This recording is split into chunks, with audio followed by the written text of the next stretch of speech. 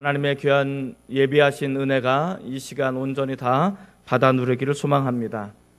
하나님이 여러분들을 얼마나 많이 사랑하시는지, 하나님이 여러분들을 향한 놀라운 계획이 어떤 것인지를 온전히 말씀을 통해서 깨달아지시는 귀한 은혜가 임하기를 소망합니다. 그리고 이곳에서 선포되어지는 그 말씀들이 여러분의 심장을 관통해서 여러분의 삶까지 이어지는 성령의 거룩한 충만의 역사가 나타나기를 주님의 이름으로 축원을 드립니다. 한번 옆에 사람과 앞뒤 사람 축복하시기 바랍니다. 내가 당신을 주님의 이름으로 축복합니다.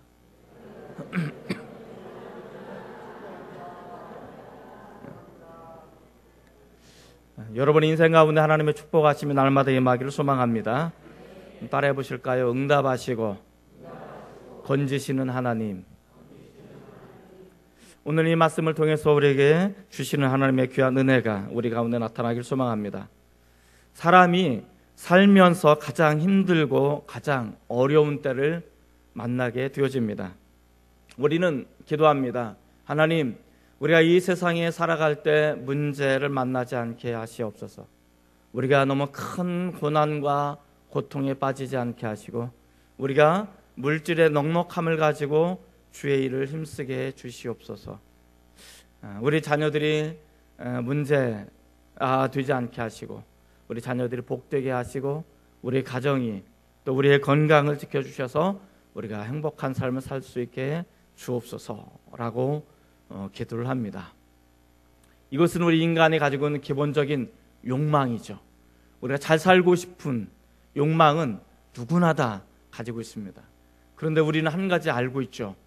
그것을 누구나 다 원하는데 그러한 삶을 누구나 다 살 수 없다는 사실을, 우리가 숨 쉬면서 이 세상이라는 것 속에서 내가 살아가게 되어질 때 만나지는 많은 문제들 속에 우리가 봉착하게 되어지고 만나게 되어집니다. 거기에서 우리 한 가지 깨달을 수 있는 진리 중에 하나는, 고난은 우리를 비켜가지 않는다는 것입니다. 따라해 볼까요? 고난은 우리를 비켜가지 않는다. 고난은 우리를 비켜가지 않습니다. 그래서 사람은 늘 살아 숨쉬는, 호흡하는 그 순간에 어려움이 늘 임하게 됩니다. 고난이 늘 임하게 되어집니다. 우리는 이 고난이 없기를 꿈꾸지만 그 꿈은 이 땅에서 결코 실현되어지거나 이루어지지 않습니다. 우리가 예수를 잘 믿고 열심히 신앙생활해도 고난은 우리를 비켜가지 않습니다. 그러면 예수를 안 믿고 막 살면 어떻게 될까요? 그래도 고난은 비켜가지 않습니다. 내가 많은 지식을 가지고 있고 많이 배워도 고난은 비켜가지 않습니다. 내가 못 배우고 내가 가진 것이 별로 없어도 그 사람에게도 고난은 찾아오게 되어집니다. 고난은 누구에게나 찾아오게 되어집니다. 자, 그러면 우리는 이 속에서 믿음의 사람, 우리 그리스도인의 선택은 뭐여야 되는가? 이 고난을 대면하는 자세는 어떤 것이어야 하는가를 우리는 요나서를 통해서 살펴볼 필요가 있습니다. 우리는 분명 고난이라는, 그리고 삶의 문제라는 이 근원적인 것으로부터 우리 노임을 받지 못합니다. 이것으로부터 우리는 늘 근심하고 염려하고 때로는 정말 못 살겠다라고 그렇게 푸념하기도 하고 부르짖기도 하는 이런 상황 속에 우리가 놓여져 있는데, 그러면 우리가 이 상황 속에 내가 이 고난의 문제를 어떻게 영적인 시선으로 바라볼 수 있겠는가라는 것입니다. 많은 사람들이 어려움이 오면, 많은 사람들이 고난이 오면, 많은 사람들이 문제가 오면 그걸로부터 도망치려고 합니다. 고난으로부터 도망치려고 합니다. 문제로부터 회피하고 도망치려고 합니다. 문제를 덮어두려고 합니다.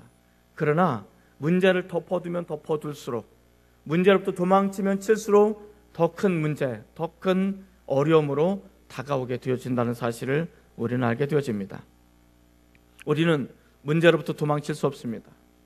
삶의 질고로부터 도망칠 수도 없습니다. 고난의 문제로부터 도망칠 수 없습니다. 방법은 그 고난을 믿음의 눈으로 직시하는 것이고 바라보는 것이고 그 고난의 한복판을 가로질러 가는 것이 가장 탁월한 방법이라고 성경은 이야기해 주고 있습니다. 그 방법을 요나가 우리에게 가르치고 있음을 이야기해 주고 있습니다. 요나는 바다에 빠졌습니다. 죽음이라는 이 바다에 자신을 던졌습니다.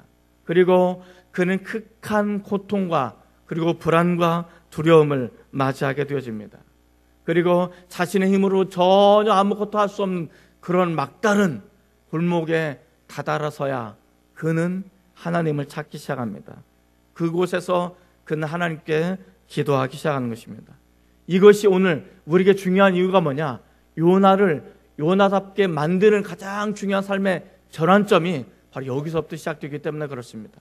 우리 그리스도인들이 그리스도인답게 만드는 가장 중요한 원천이 있다면 그것은 하나님을 찾고 하나님 앞에 기도하기 시작할 때 그리스도인들이 그리스도인다워질 수 있는 것입니다. 하나님의 사람들이 하나님 사람답게 살아갈 수가 있게 되는 것입니다. 이 막다른 골목에서 가장 큰 인생의 절망의 구덩이에서 요나는 이렇게 하기 시작합니다. 2장 1절 말씀을 한번 같이 읽어보도록 하겠습니다. 2장 1절입니다. 자, 시작.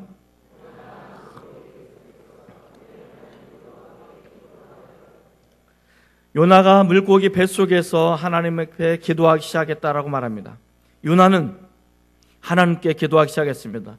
요나는 그곳에서 절망이 빠져 죽기를 간절히 바라는 그런 마음으로 자신을 내버려 두는 것이 아니고 바로 자신이 할 수 있는 가장 탁월한 방법인 하나님을 찾는, 그리고 하나님 앞에 기도하기 시작하는 것을 우리에게 이야기해 주고 있습니다. 요나는 지금 자신이 한 번도 경험해보지 못했던 가장 칙칙하고 어둡고 가장 인생의 절망스러운 인생의 밑바닥을 경험하기 시작합니다.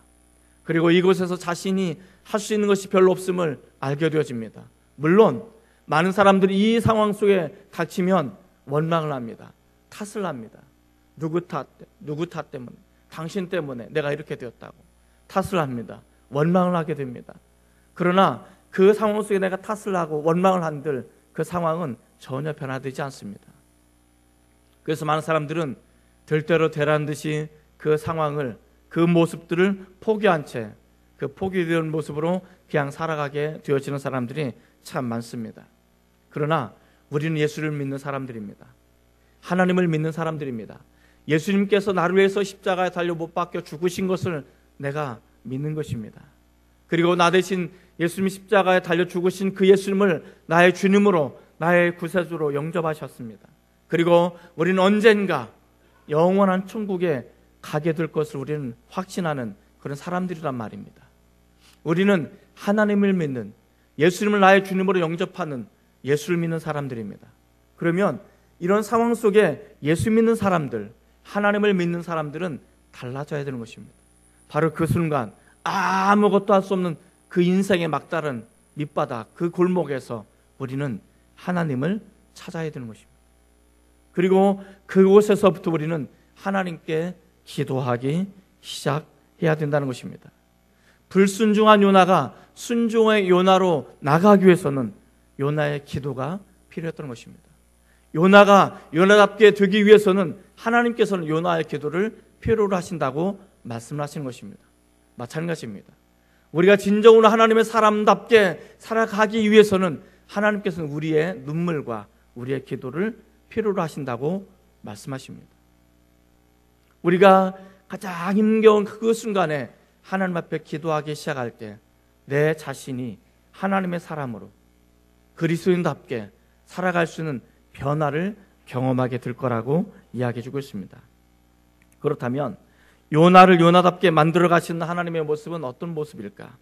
불순종한 사람이 순종의 사람으로 바뀌어져 나가는 그 모습은 어떤 모습일까? 어떤 것일까를 우리가 생각해 보시기 바랍니다. 첫 번째, 응답하시는 하나님의 손길, 하나님의 모습을 발견할 수 있습니다. 한번 따라해 볼까요? 응답하시는 하나님의 모습을 발견할 수 있습니다. 가장 어려운 순간에 요나가 기도하기로 작정했습니다. 그리고 하나님을 찾기 시작했습니다. 간곡하고 간절하게 기도할 때 하나님께서 드디어 요나에게 응답하십니다. 그런데 이 응답이 요나를 요나답게 만들어 가시는 하나님의 손길이 될 수 있음을 우리에게 이야기해 주고 있습니다. 2장 2절 말씀을 한번 같이 읽어보도록 하겠습니다. 2장 2절 말씀입니다. 자, 시작. 이르되 내가 받는 고난으로 말미암아 여호와께 불러 아뢰었더니 주께서 내게 대답하셨고 내가 스올의 뱃속에서부터 부르짖었더니 주께서 내 음성을 들으셨나이다. 내가 고난으로 말미암아, 내가 지금 현재 당하는 이 고난으로 말미암아 여호와께 불러 아뢰었더니, 내가 여호와께 불러 아뢰었다라는 것이 어떤 의미입니까? 이 지금 현재 물고기 뱃속에서 아무것도 할 수 없는 칠흑 같은 어둠 속에서 그 물고기가 내뱉는 그 이 전맥을 둘러싸여서 정말 역겨운 냄새 속에서 아무것도 할 수 없는 요나가 할 수 있는 유일한 길이 있다면 자신의 모든 힘을 쥐어짜가지고 하나님의 이름을 부르는 것이었습니다. 하나님께 기도하는 것이었습니다. 그런데 그렇게 기도하자 하나님께서 요나에게 대답하셨다라고 말씀하십니다. 여기서 멈추지 않습니다. 요나는 자신이 가지고 있는 고난, 이 스올과 같은 지옥과 같은 이 죽음의 문턱에서 요나가 탄원하며 눈물로 기도하기 시작하자 하나님께서는 그 음성을 들으셨다라고 말씀하십니다. 여기서 굉장히 중요한 부분이 있습니다. 하나님께서는 요나의 부르짖음, 요나의 그 절규를 대답하셨다라고 말씀하십니다. 그의 탄원과 그의 부르짖음을 들으셨다라고 말씀하십니다. 이 들었다는 것은 굉장히 중요한 말씀입니다. 하나님, 나에게 말씀하십시오. 내가 듣겠습니다라고 우리가 그렇게 다짐하면 하나님의 말씀에 내가 순종하겠다는 것입니다. 하나님께서 내 소리를 들으신다는 것은 내 기도에 응답하시겠다는 확신의 표현인 것을 우리에게 이야기해 주고 있습니다. 성경은 하나님께서 요나에게 어떻게 대답하셨는지, 어떻게 응답하셨는지는 잘 모릅니다. 그건 잘 보여지지 않습니다. 그러나 여기에서 우리가 한 가지 분명하게 알 수 있는 그런 중요한 사건이 하나 있습니다. 그것은 뭐냐?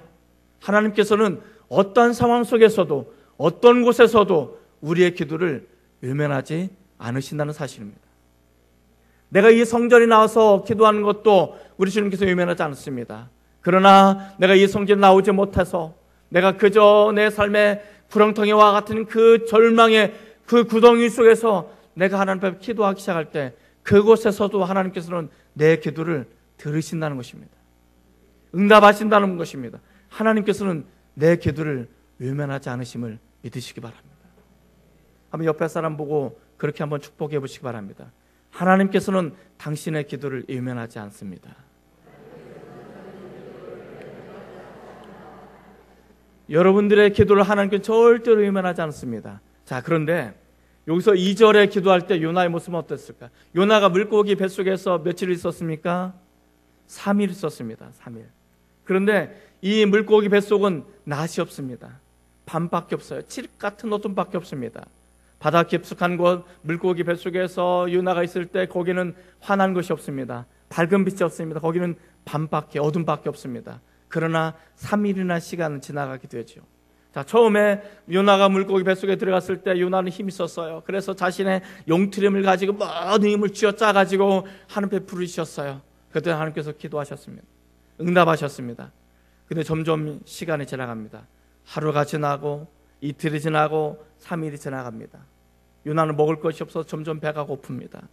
점점 더 칠흑 같은 어둠입니다. 그리고 이제는 숨을 제대로 쉴 수 없을 만큼 가빠지게 되어집니다. 그리고 숨을 깊게 몰아쉬기 시작하는 것입니다. 의식은 흐릿해져 가고 있습니다. 또렷해졌던 의식이 점점점 흐릿해져 가고 있고, 그리고 요나의 눈앞에는 다른 것이 보이지 않고 칠흑 같은 어둠 속에 어둠의 그림자가 보이기 시작합니다. 이제 얼마나 있으면 내가 죽는구나, 내가 이제 얼마나 있으면 곧 가겠구나 라는 그 죽음 앞에 요나가 놓여져 있습니다. 이 죽음 앞에 요나가 놓여져 있을 때 요나의 선택은 어떤 것이었을까요? 많은 사람들이, 우리 그런 사건도 있었습니다만은 대구 사건도 보면 지하철에서 죽어가는 사람들이 있었습니다. 가스에 중독돼서 불에 타서 죽어가는 사람들, 그리고 마지막 그들의 메시지가 뭔지 아십니까? 미안하다는 말, 사랑한다는 말, 고맙다는 마지막 메시지를 남기셔야 합니다. 이제 자신이 죽는다는 사실을 인지하고 좀 있으면 내가 죽겠구나라는 사실을 알고 그들은 사랑하는 사람에게 메시지를 남기기 시작합니다. 문자를 남기기 시작합니다. 카톡을 하기 시작합니다. 당신을 내가 사랑했노라고, 내가 죽어서도 사랑하겠노라고, 고맙다고, 내가 이렇게 일찍 가서 미안하다고, 이런 메시지들을 남기기 시작하는 거죠. 자, 만약에 여러분 같으면 그 마지막 순간에 다가오게 되어질 때 뭐 하시겠습니까? 어떤 선택을 하시겠습니까? 2장 7절 말씀을 한번 같이 읽어보도록 하겠습니다. 2장 7절입니다. 자, 시작. 내 영혼이 내 속에서 피곤할 때 내가 여호와를 생각하였더니 내 기도가 주께 이르러 싸우며 주의 성전에 미쳤나이다. 여기 보면 내가 내 속에서 피곤할 때, 이 피곤하다라는 것은 그냥 피곤한 것이 아닙니다. 이 단어의 원뜻은 초죽음이 튀다라는 것입니다. 이제는 모든 힘이 다 에너지가 빠져나가서 이제는 어떻게 해볼 도리가 없는, 의식조차도 가물가물해지는 그런 죽음의 상태에 이르게 된 그 모습을 이야기해 주고 있습니다. 바로 그 초죽음의 상태, 내가 이제 조금 있으면 죽겠구나라는 그 죽음의 그림자가 요나를 덮치는 그 순간, 요나는 모든 것을 기억해내기 시작합니다. 모든 것을 다 기억해내기 시작해서 내가 여호와를 생각했다라고 말합니다. 하나님을 생각해나가기 시작합니다. 자기가 살았던, 인생에 살았던, 하나님 섬겼던 모든 하나님을, 이 기억이 가물가물해지는 그 마지막 순간에 하나님을 생각해내더니, 그리고 생각만으로 이제 이 기도가 목구멍 바깥으로 나오지 않아요. 이 입술도 움직일 수 없어요. 그래서 요나는 마음 깊숙한 생각만 하게 되어집니다. 하나님을 생각하고 그 하나님 앞에 마지막 자신의 운명을 맡기는 기도를 하기 시작합니다. 그런데 놀라운 것은 하나님께서는 생각만으로 됐던 그 기도를 들으신다는 것입니다. 응답하시는 하나님이심을 우리에게 이야기해 주고 있습니다. 때로는 우리가 정말 너무나 낙심이 되어서 너무나 힘겨운 상황 가운데 가서 내가 주여라고 부르짖지도 못합니다. 예배당에 나오지도 못합니다. 기도 자리에 나갈 수 없습니다. 그런데 바로 그 순간 그곳에서 내가 하나님을 생각하고 내가 그저 신음만 내뱉었더니 그 작은 신음에도 응답하시는 하나님이심을 우리에게 이야기해 주고 있습니다. 우리가 잘 아는 찬양에 보면 이렇게 찬양을 하고 있습니다. 하나님 사랑의 눈으로 너를 어느 때나 바라보시고 하나님 인자한 귀로서 언제나 너에게 기울이시니 어둠에 밝은 빛을 비춰주시고 너의 작은 신음에도 응답하시니 너는 어느 곳에 있든지 주를 향하고 주만 바라보. 다시 한번 합니다. 하나님 사랑의 눈으로 너를 어느 때나 바라보시고 하나님 인자한 귀로서 인자한 귀 언제나 너에게 기울이시니 어둠에 밝은 빛을 비춰주시고 너의 작은 신음에도 응답하시니 너는 어느 곳에 있든지 주를 향하고 주만 바라볼지라. 아멘이십니까? 하나님께서는 언제나 사랑의 눈으로 우리를 바라보고 계십니다. 하나님께서는 지금도 저와 여러분들의 그 기도에 목말라 하고 계십니다. 우리가 주님의 이름을 부르기 위해, 우리가 주님을 생각하고 그 주님 앞에 우리가 간절히 기도하는 그 기도를 우리 주님께서는 목말라 기다리고 계십니다. 하나님께서는 말씀하고 싶습니다. 너의 기도를 듣고 싶다고, 내가 너에게 응답해 주고 싶다고, 내가 너의 기도를 듣고 너에게 응답함으로 너가 이제 사람답게, 그리스도인답게, 하나님의 백성답게 살았으면 좋겠노라고 말씀하고 계십니다. 사랑하는 성도 여러분, 우리가 선택지가 참 많습니다. 그러나 우리가 마지막 선택해야 될 분은 하나님이심을 잊지 마시기 바랍니다. 그 하나님을 찾고 하나님 앞에 기도하시는 저나 여러분이 되었으면 좋겠습니다. 그래서 요나가 요나다워질 수 있었던 것처럼 우리가 하나님의 백성다워질 수 있는 귀한 은혜와 축복이 이 시간 우리 모두에게 임하기를 주의 이름으로 축원을 드립니다. 요나를 요나답게 만들어 가신 하나님의 모습, 불순종했던 요나를 순종의 요나로 만들어 가신 하나님의 손길, 두 번째는 뭘까요? 건지시는 하나님이십니다. 따라해 볼까요? 건지시는 하나님이십니다.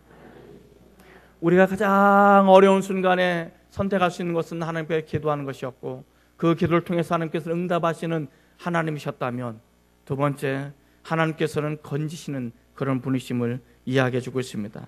2장 6절 말씀을 한번 같이 읽어보도록 하겠습니다. 2장 6절입니다. 2장 6절 같이 읽습니다. 자, 시작.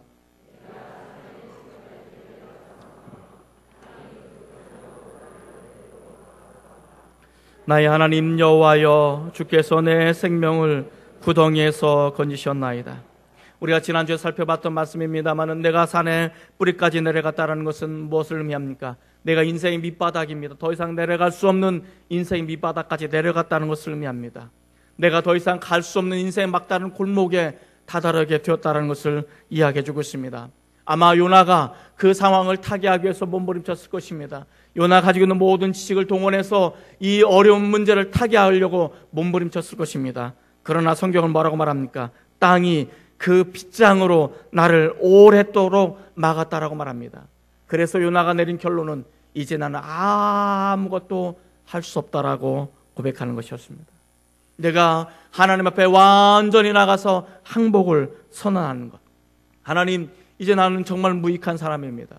하나님, 이제 나는 아무런 능력도 없고, 내 가지고 있는 지식, 내 가지고 있는 그 어떤 알량한 어떤 얄팍한 어떤 그 어떤 것, 세상의 어떤 그 자랑거리로 삼았던 그 많은 것들이 내 문제를 해결해 줄 수 없음을 압니다.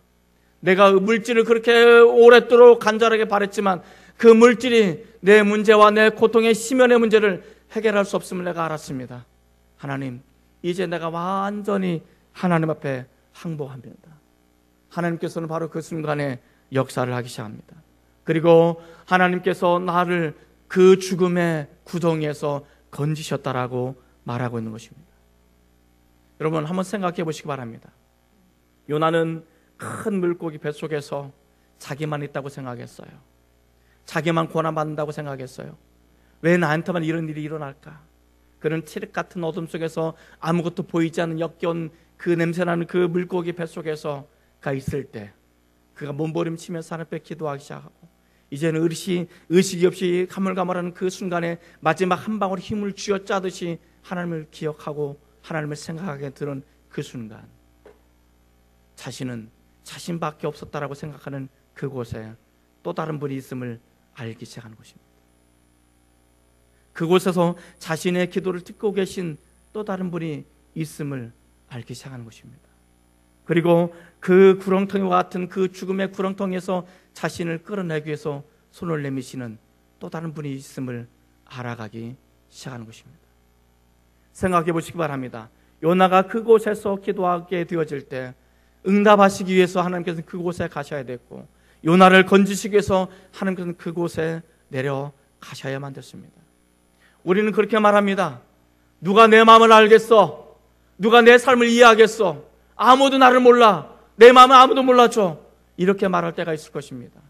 그러나 바로 그 순간, 그 옆에 아무도 없을 것 같았던 그 장소에 나와 함께 울어주는 분이 있고, 나와 함께 아파하시는 분이 있고, 나와 함께 고통당하시는 그분이 있음을 알아가기 시작하는 것입니다.